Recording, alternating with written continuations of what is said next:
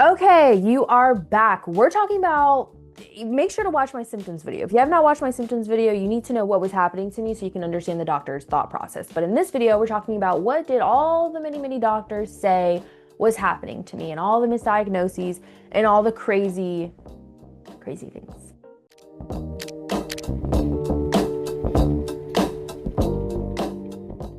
When I was in middle school, my mom took me to one GI doctor. I clearly remember that. I told him that at that point, I didn't have constipation, so I was just having level 2 pain.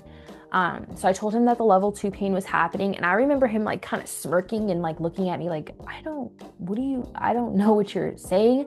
And like for me, that triggered me because I was like, he's laughing at me. So I remember storming out and crying and saying I never wanted to go back.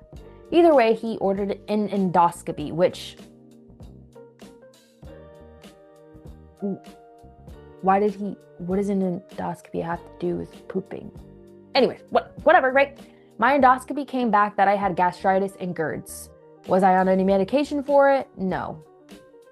I'll be honest, I've never really asked my mom her thought process behind that, but she never really took me to the doctor for my colon ever again. So when I was 18, I decided to take it upon myself to fight for my life because I could not live like this anymore. Remember, after high school, and I say this more in the other video with my symptoms, after high school, during college was like the start of the worst possible symptoms I started to have. So it was rough.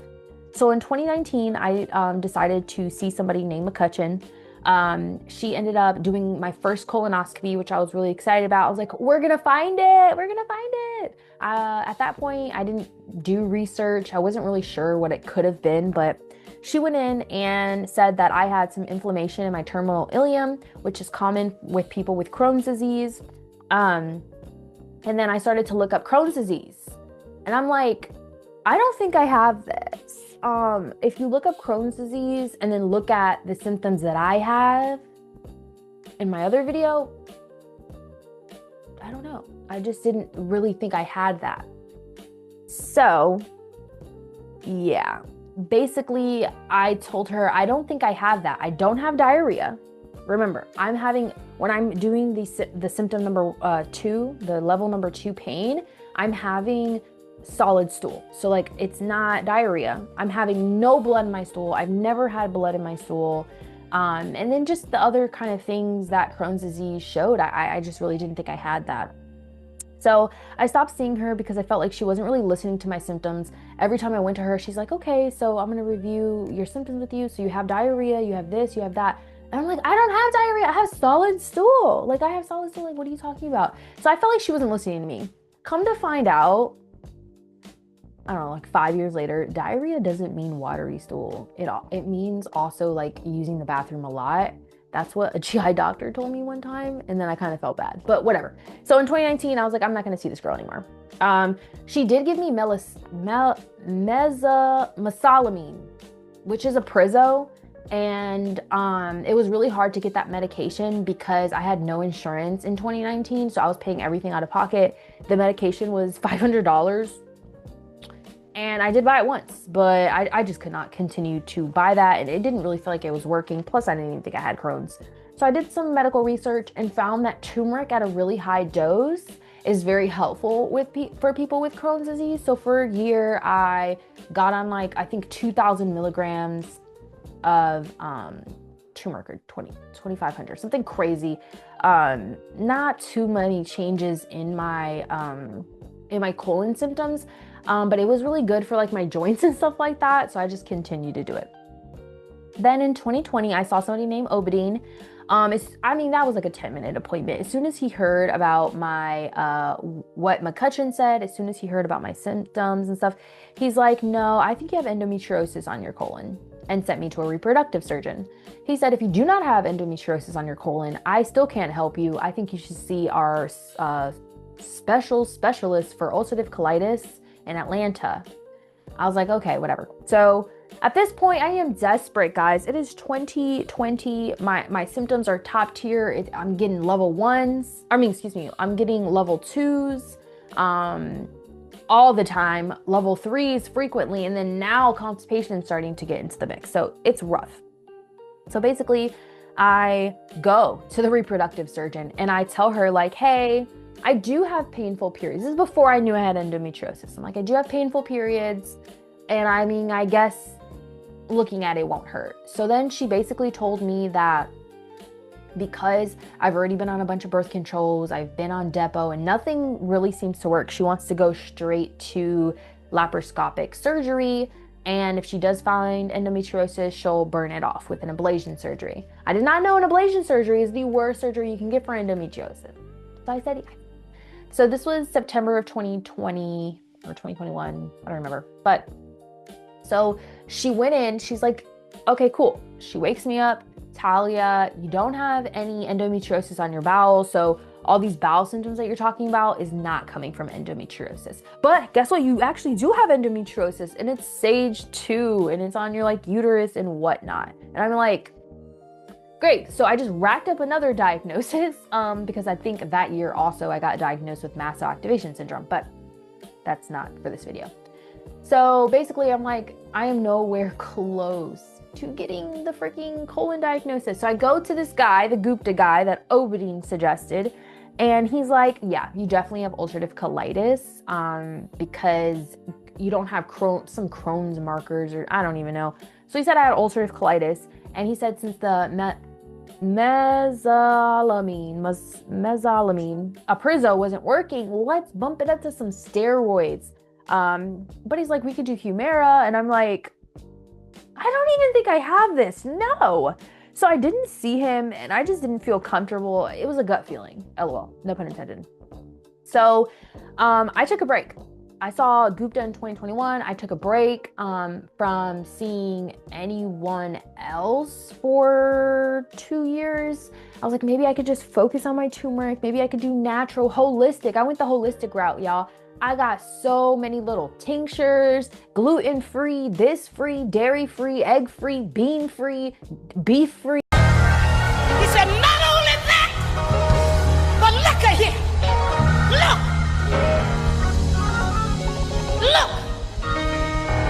I got beans, greens, potatoes, tomatoes, lamb, rams, hogs, dogs, chicken, turkeys, rabbits, you name it. I mean, I'm talking like all the frees. I was miserable. I was so depressed. It was horrible. And then I got all these little tinctures with like a chamomile, ashwagandha, all types of stuff. It didn't do anything. So in 2023 was the year that I'm like, I feel like I'm gonna die. Like this level 3 was happening way more frequently now. And I felt like I was gonna die. So I was like, screw these people, I'm gonna see somebody else. Ilia, which is 1, 2, 3, 4, 5, I think like specialist number 6 at this point. He wanted to do another colonoscopy because again, it was 2023 and the last time I did a colonoscopy is 2019. So I was like, sure, I'll do another one. And he said, guess what, Talia, you have no inflammation. Yay, you're healed. I'm like, what do you mean I have no inflammation? I thought I had ulcerative colitis, which is a chronic condition. Yeah, that must have been a misdiagnosis because Crohn's and ulcerative colitis don't just go away. And then I started to really think about it. I did some research and, you know, I have joint problems. I have a lot of other stuff. And so I was on a high dose, like in high school and in college to go to sleep. Like my joints would hurt so bad. I would be on a really high dose. I think I did like 1,000 milligrams a night of ibuprofen. Don't do that because that's probably what inflamed my terminal ileum. But since I took so much turmeric for those years, it actually healed that part of my, I think it's the connective part between your small bowel and your large bowel, but it healed essentially that part. So in the colonoscopy, it didn't show up, but my symptoms were exactly the same. So the turmeric didn't really help my symptoms. It just helped that little area not be inflamed. So basically, Ileus was like, I just really don't know what's wrong with you, but I definitely probably think you have IBS.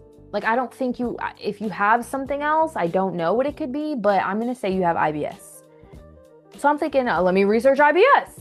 What a load of baloney. IBS is such a cop out. Like, I was like, IBS.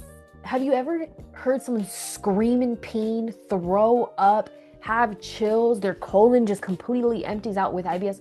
No, I've never seen that. Okay, so whatever. I did the research on IBS. It made absolutely no sense. He said I should do hypnotherapy. I'm like, okay, this guy thinks I'm crazy. But whatever. I ended up doing 6 months of hypnotherapy. So I'm like, if you think I'm crazy, maybe I am crazy, but I need help. So ended up doing that. No changes with Nerva. Nerva is actually a really good program though, not to crap on them. I just didn't have IBS. No changes in my symptoms. He said, sorry, there's nothing else we can do for you at the end of 2023. I told him that living with these symptoms was so severe, it makes me want to die. I remember clearly the last appointment with him. I was crying. I was begging him. I'm like, please, there has to be another test. There has to be somewhere else you can send me, another doctor. Like, I can't do this anymore. Like, I'm going to end up killing myself because this pain is so intense. Like, I have severe PTSD of even thinking about going through another level 3. Like, you don't understand. And he's like, looked at me, he's like, you're fine, it's just IBS. You're not gonna die. Cool. Next doctor, because I don't like this guy. Dr. Mo. This girl she was good. She was just not smart. But she was more of a listener than any of the other doctors. She worked closely with Ileus, whatever. So I felt like she would, at that point, maybe like know my case. So I thought she'd have a different opinion. She started to do more tests, which I was really excited about, like more blood tests. And everything came back negative. So that was a waste of my time.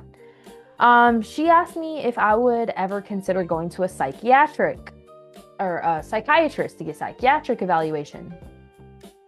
I'm gonna say that was a little offensive, but I was like, I'm gonna do it because I'm gonna show, if I could just prove to you guys that I'm not crazy or it's a trauma response or whatever, like I'd be cool. So she also suggested if that doesn't work, the psychiatry route, to go to Mayo Clinic. And I was like, I'm not sick enough to go to Mayo Clinic. Like, y'all are ridiculous. Like, you think I have the money to travel the world? No. So basically, I ended up going to the psychiatrist and she's like, Talia, you have severe PTSD because you've had a really traumatic childhood because of my sexual abuse. And I'm like, okay. And she's like, we're going to put you on a couple different psychiatric medications and maybe that will help your IBS because these are known to help your IBS or help IBS. I was on gabapentin, amitriptyline, and Cymbalta. And the side effects, it's 2026 and this was 2023 and I'm still suffering the side effects of those 3 medications. They did nothing for my stomach pain at all. They just made me really tired, drowsy during the day. Now I have a lot of insomnia because of it. It didn't do anything.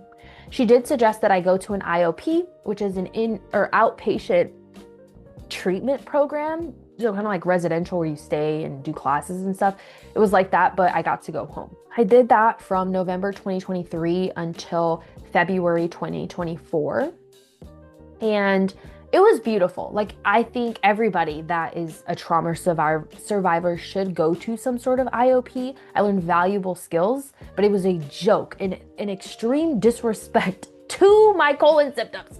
Like, that did nothing. Talking about my feelings, talking about my trauma, talking about communication styles and assertive communication and DBT therapy and not using the word but saying and.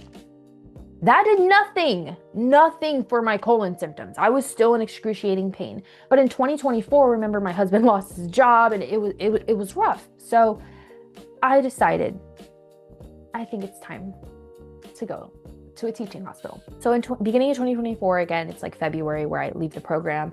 I start calling around the Mayo Clinic. I called them so many times. I tried so many times to get in, but they kept saying, well, you don't have a diagnosis, so we can't really help you. And I'm like, well, screw you guys. I tried the University of University of Florida in Jacksonville, I believe. We lived in Georgia, so that was like the closest area. They would not answer me, call me back. So I was like, okay, weirdos. Then I tried Johns Hopkins because I heard they were really good. Weirdos, they didn't answer me either. So my last thing was Cleveland Clinic, which, sidebar, the funny thing about Cleveland Clinic is it's in Cleveland, Ohio. I was born in Cleveland, Ohio. I left when I was 7, was raised in Georgia, but I actually have a brother that lives in Cleveland and I would come every couple years to come visit him.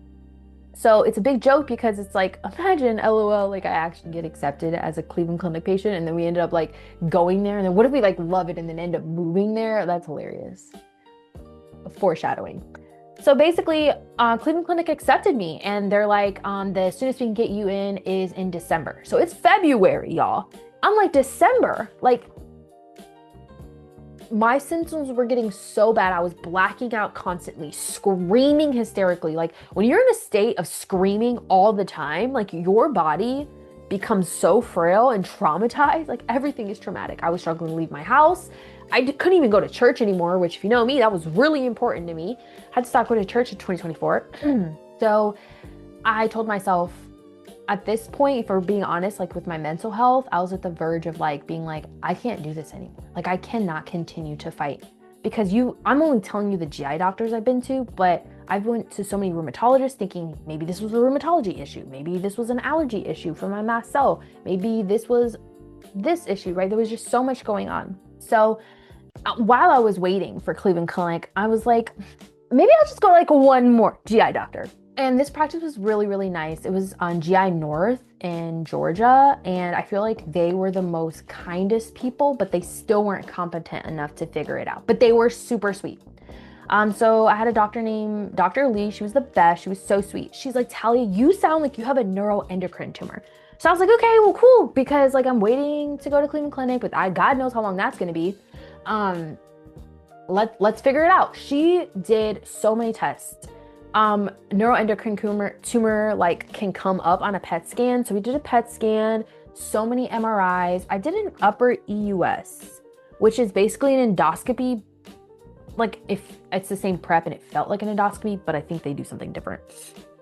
She did a lot of like blood tests, and one blood test came back positive for a certain type of neuroendocrine tumor. There's a lot of neuroendocrine tumors. There's one called the VIP plasma test, and that came back positive. So then I started to think, oh my gosh, I was doing the research for neuroendocrine tumors. Like, I'm not kidding. Like, in this binder, there are like case studies of people having neuroendocrine tumors and like all the different types of tumors, and then how they like look with symptoms. And it looked like, or sounded like I had that, like truly. I was super stinking excited. So I remember like looking, and it says you have to have like a bump in your esophagus or whatever. And I remember looking at my pictures of all my endoscopies. And if you look here, that's a bump. I was so excited. I was like, I have the test results. I have the symptoms. I have the bump.